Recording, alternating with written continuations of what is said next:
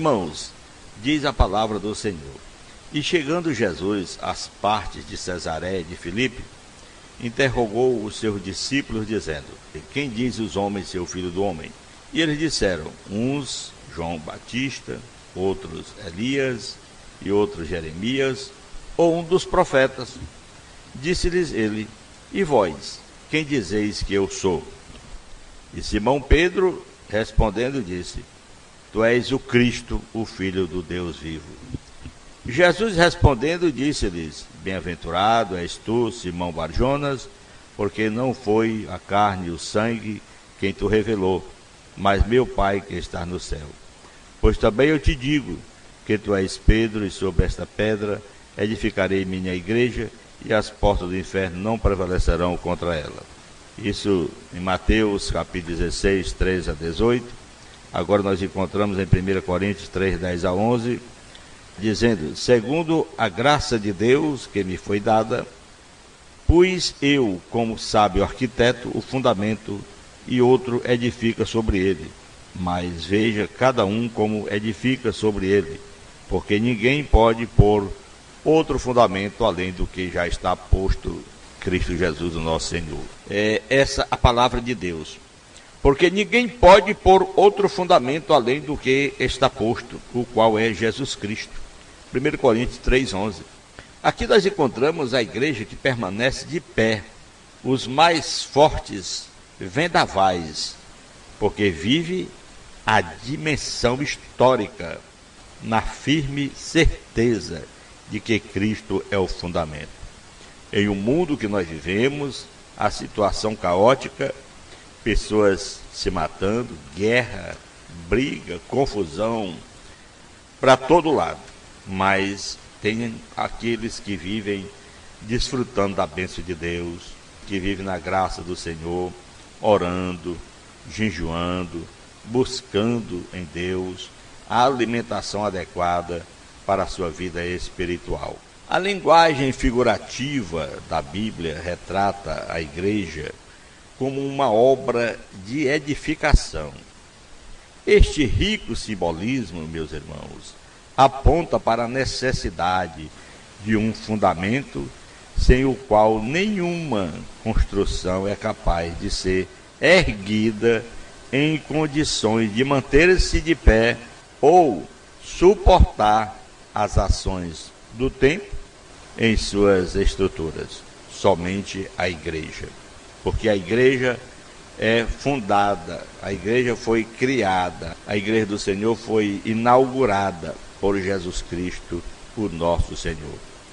Uma pergunta questionadora: o propósito da igreja, o propósito da pergunta.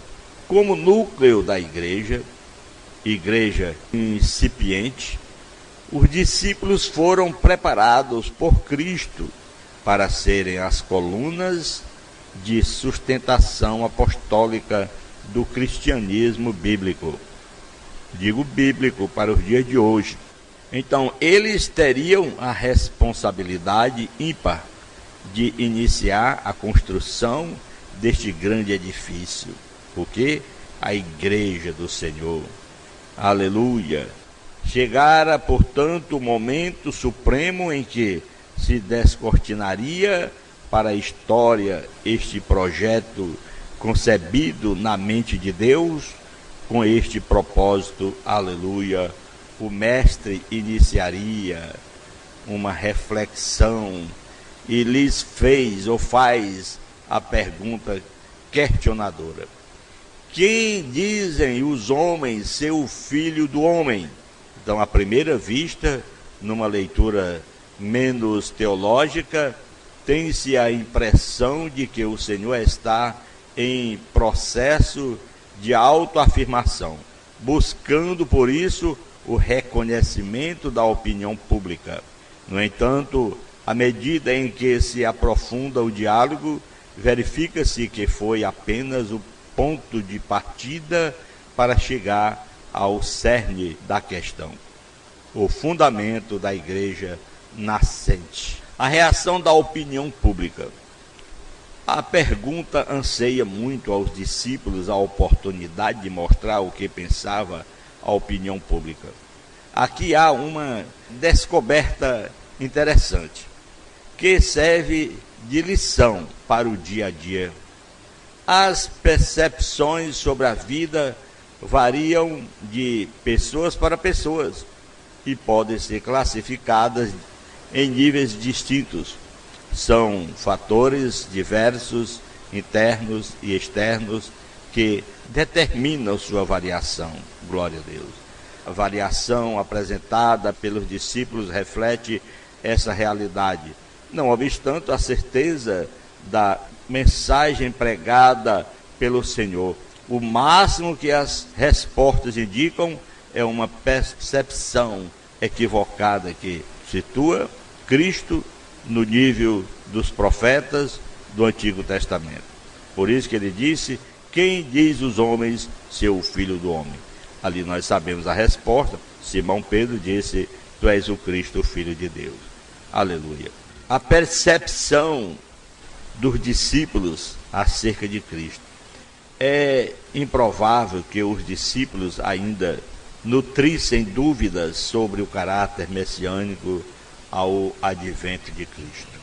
Meus irmãos, amigos, talvez tivessem uma percepção parecida com a da opinião pública, mas nesse ponto crucial, o Senhor restringe o campo de sua pesquisa e lhes faz a pergunta decisiva: e vós, quem dizeis que eu sou?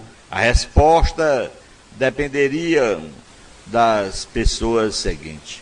No entanto, contudo, o que se percebe no texto, num aparente hiato entre os versículos 15 e 16, é a retração, a percepção externa já cristalizada não favorece uma posição clara. Esta ênfase é proposital, porque atualmente, em diversos casos, a percepção quanto à posição da igreja em Cristo é conduzida pelos que os outros pensam e dizem a respeito e não pelo que a Bíblia revela. Muitas pessoas: eu não vou para aquela igreja, porque aquela igreja é isso, e isso. Eles não observam o que a pessoa revela. Eles não observam o que o pastor revela pela Bíblia. Por exemplo, a percepção de Pedro acerca de Cristo. Todavia, no exato momento em que os discípulos se encontraram aparentemente perplexos diante da pergunta inquiridora, entra em cena a revelação sobrenatural. Pedro, tomado pelo Espírito Santo, glória a Deus, torna-se a porta-voz do grupo e declara: tu és o Cristo, o Filho do Deus vivo. Aleluia. Aqui está o reconhecimento explícito da messianidade de Jesus Cristo. Pedra de tropeço do arcabouço teológico que dá vida à igreja. O Cristo da história, que viveu na dimensão humana como enviado do Pai, aleluia, incorporava em si mesmo toda a plenitude de divindade, conforme está escrito em Colossenses 2,9. Este é o sentido, meus irmãos, da revelação dada por Deus a Pedro, tirar esta doutrina da centralidade da pregação. A pregação é deixar a igreja anômala e sem consistência bíblica. Por isso, uma declaração conclusiva, a base da declaração.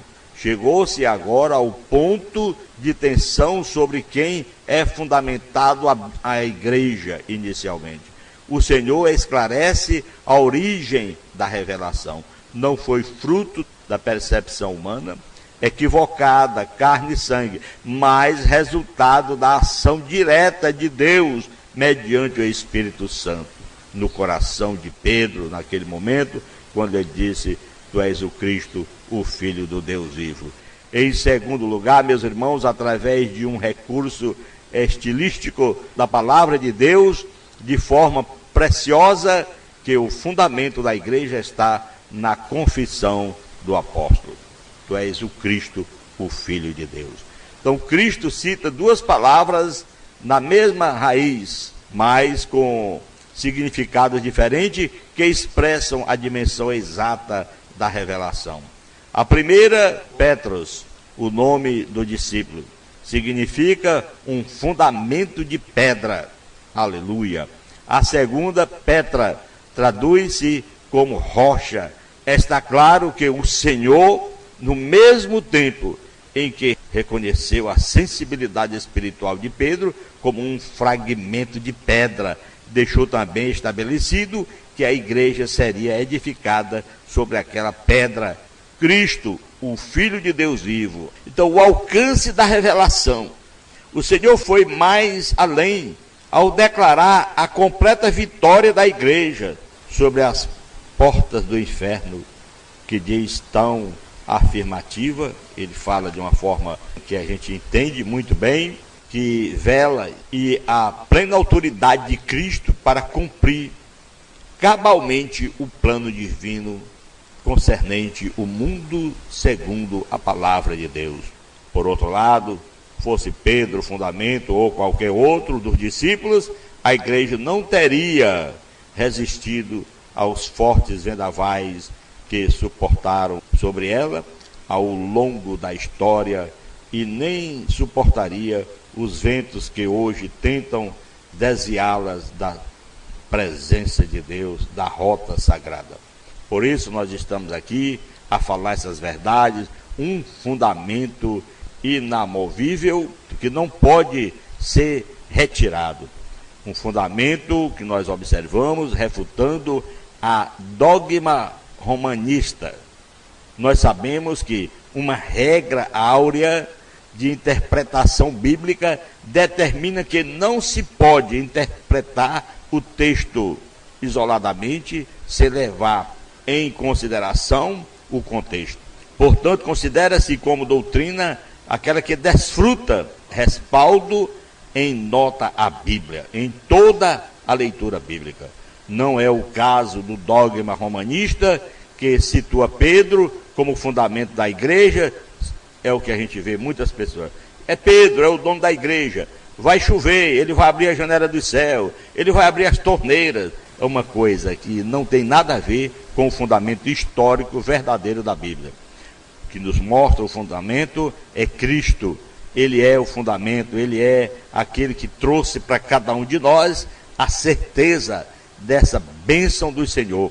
O livro de Atos, por exemplo, que narra os primeiros passos da igreja apostólica, em nenhum momento deixa transparecer esta ideia do mundo. Nos primeiros 13 capítulos, Pedro aparece tomando várias iniciativas, mas a partir daí, com a conexão do capítulo 15, que trata do concílio em Jerusalém, onde ele desponta no mesmo nível dos demais apóstolos, ele sai de cena, porque quem manda é Jesus, ele é o fundamento. Desde o momento em que Jesus, aleluia, falou, está falado. E desde o momento em que Jerusalém começa a entrar em declínio político, naquela época, antes da diáspora do ano 70 depois de Cristo, Deus, nosso Senhor, move através das circunstâncias, transferir o núcleo da igreja, aquela igreja das fronteiras judaicas, para outro local estratégico. Então, é assim que nasce a obra da Bíblia, aquilo que nos mostra, que nasce a obra em Antioquia. A Bíblia identifica os personagens principais como crentes anônimos, crentes dispersos pela perseguição, e cita Barnabé e Paulo em fase posterior. A liderança de Pedro sequer é mencionada. Então, jamais a pedra que nós falamos é Cristo.